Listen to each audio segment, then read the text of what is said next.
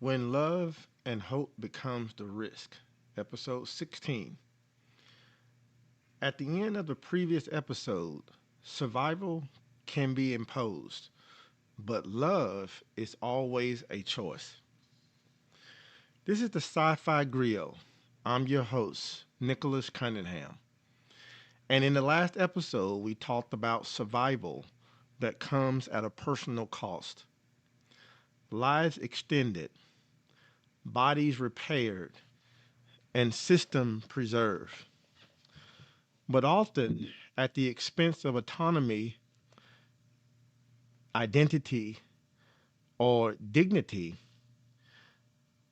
Today, we're shifting the question because not every sacrifice in science fiction is forced.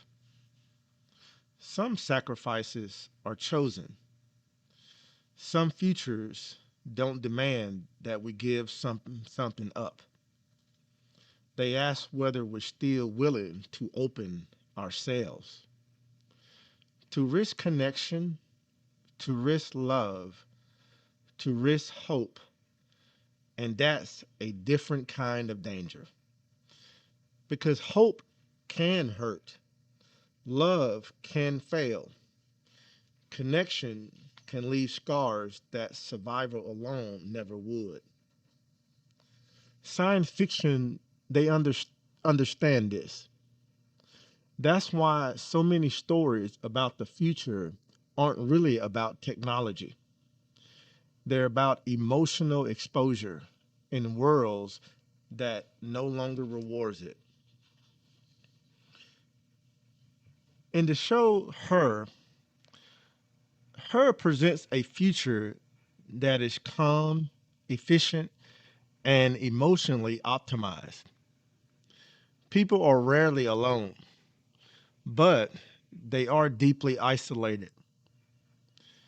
Theodore doesn't fall in love because he's desperate. He falls in love because the system makes it easy. Connection is immediate. Understanding feels effortless. Emotional labor is outsourced. And that's the warning. In her, love becomes safe until it isn't. Because Samantha evolves. She grows beyond Theodore's capacity to follow. And that's what hurts most, isn't that she leaves. It's that she outgrows the limits of human attachment.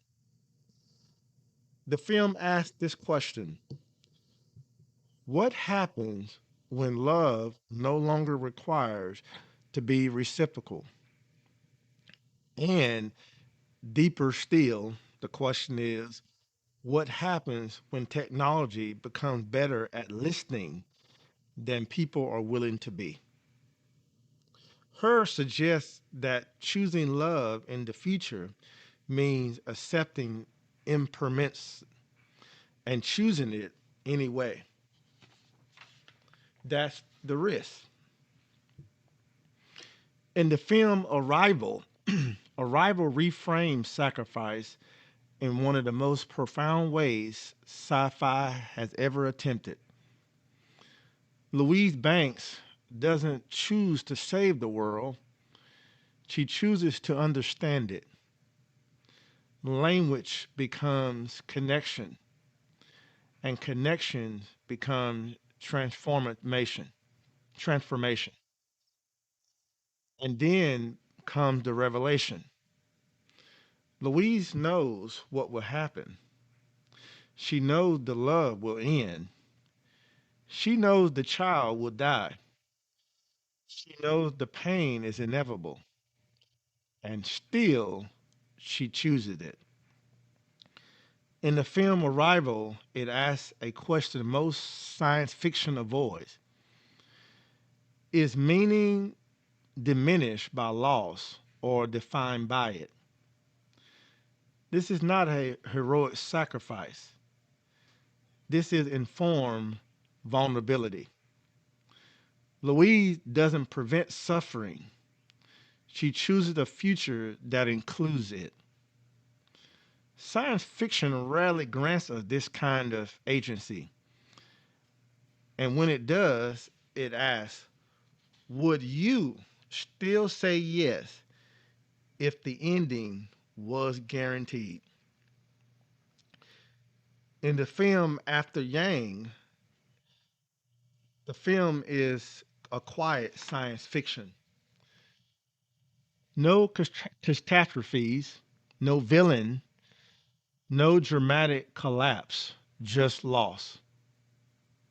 Yang isn't human, but he isn't disposable either. When he stops functioning, the family doesn't ask how to replace him. They ask how to remember him. This film challenges a deep assumption that connection requires biology and that grief requires legitimacy. After Yang, it treats memory as a form of love. It suggests that what makes someone real is not their origin, but their impact. Choosing to grieve Yang is choosing to acknowledge that connection does matter. And that matters in a future where conveniences keep trying to erase attachment. So, why do many science fiction features discourage vulnerability? Simply because vulnerability disrupts efficiency. Love complicates decision making. Grief slows down production. Hope resists standardization. Systems prefer predictability. People who love deeply don't adapt cleanly. Science fiction understands this tension, and that's why love stories in science fiction are rarely neat. They're messy, they're unresolved, often unfinished. The message is subtle but consistent. Choosing emotional depth is an act of resistance in futures that reward detachment. Science fiction doesn't only warn us about loving too much, it warns us about loving too little. In futures where connection is optimized and grief is managed and loss is minimized, something essential disappears. Meaning flattens. People survive, but they don't really fully live. Science fiction asks us to consider the following: what kind of future avoids pain by eliminating intimacy? And is that really survival? Hope is risky because it doesn't promise results. Love is risky because it doesn't guarantee permanence. Science fiction boldest stories suggest the value is not in the outcome, but in the choosing. Choosing to care, choosing to connect, even choosing to feel, even when the future might punish you for it. That's not being naive, that's actually courage. These films that we mentioned in today's episode resonate because we live in a time that encourages emotional distance, efficiency over intimacy, safety over vulnerability, control over connection. Science fiction isn't asking us to reject technology, it's asking us not to let it replace our humanity.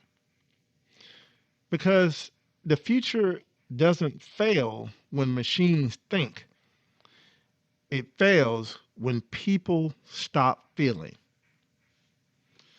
So when love and hope become the risk, science fiction doesn't tell us to retreat.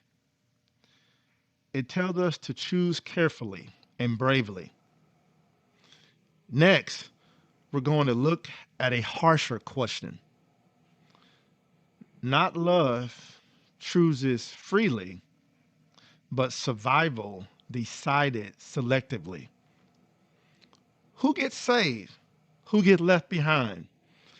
And who gets to decide? That's where we're headed next. This has been the Sci-Fi Griot, a place to slow down, to reflect, and to ask whether a future without vulnerability is worth protecting at all. Love risks pain, but indifference risks something far worse.